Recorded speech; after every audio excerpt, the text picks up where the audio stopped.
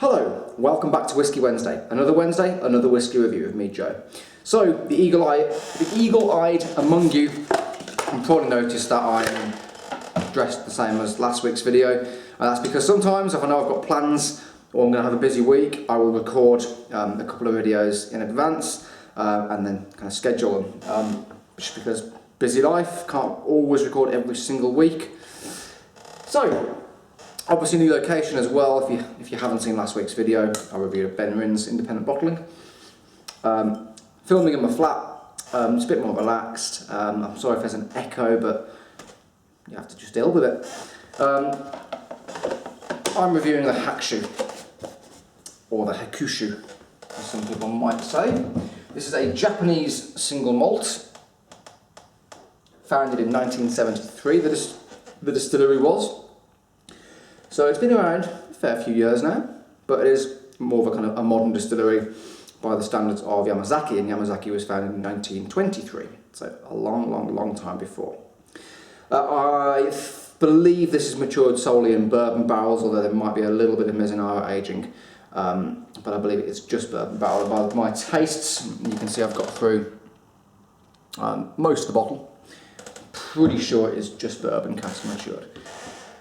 It's a multi-award winner, it's won tons of gold medals at the IWSC, it's bottled at 43%. And the Hakushu distillery, it's well worth just doing a quick Google search and finding a photo of it, because it's located really high up. It's one of the most high altitude distilleries in the world, in the beautiful Japanese Alps in this kind of forest. So just do a quick Google search for Hakushu distillery. Gorgeous, absolutely gorgeous. This retails currently for around about, I think it's about £250. Expensive, because the demand for Japanese whiskey has just gone so high that the prices have just had to go up. Anyway, Hakushu 18, let's get straight to the nose. Now Hakushu is very subtly peated, so there should be some peat to this. Yes. And it's more, okay, so there's smoke there, but it's more smoke rather than kind of like medicinal Isla peat. So when I say smoke, think of barbecue sauce crisps, that kind of smokiness. It's like a subtle sweet barbecue smoke rather than the TCP iodine peat that you would associate with an Isla whiskey.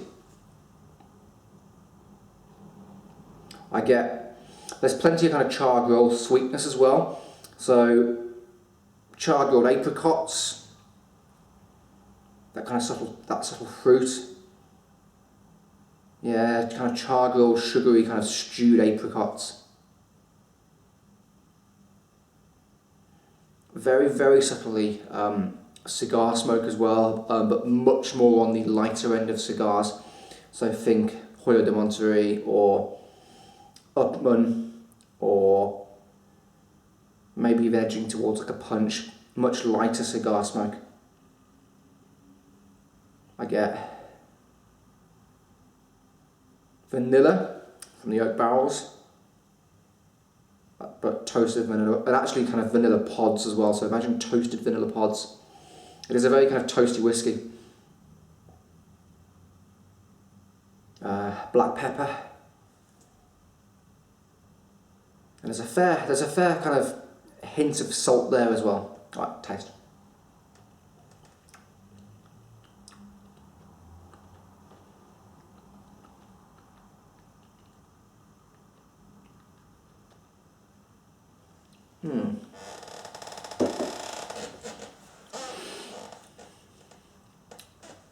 On the taste, it kind of up front, the first kind of taste you get is mainly just, I'd say, generic smoke at the first taste, so as it enters the mouth, just generic smoke. As it develops, and it does develop very nicely, it goes more along the lines of the barbecue sauce. That fruit comes through, the kind of char grilled apricots, kind of cracked black pepper and vanilla pods again. It's kind of what the nose gave, but just obviously on the taste. Let's give it another little taste, get some more notes.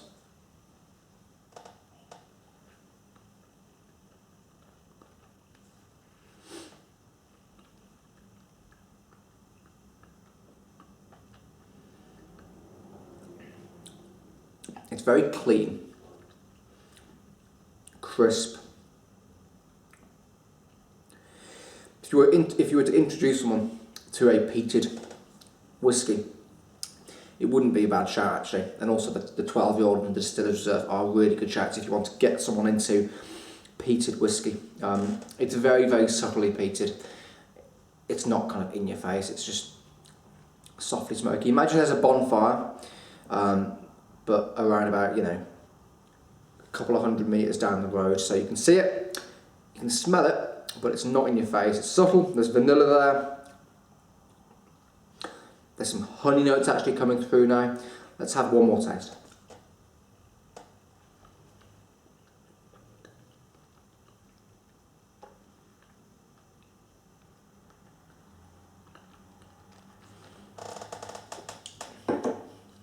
It's quite mouth-filling. There's a nice kind of waxy character as well. Actually, the texture is quite waxy, so it does kind of coat your palate. I'm feeling it more on my gums here, rather than kind of at the back. So it's waxy. There's that salt again on the finish, and the finish is long as well. It's noticeably longer than the 12-year-old and the Distillers Reserve. It's good. Look, it's a good whiskey. Score-wise, because I take price into account as well, that for me is an 8 out of 10. I think it's a solid whiskey. I think the only reason it's not getting a 9 is because it is so expensive now. It really, really is so expensive. About a year and a half ago, you could have picked that up for around about 120, 25 to 150 pounds, depending on where you bought it from. But now it's more like 250, 300. So it is expensive, but such is life, supply and demand, I'm afraid. So, Hackshu 18-year-old, have you tried it? What did you think about it? Let me know in the comments below.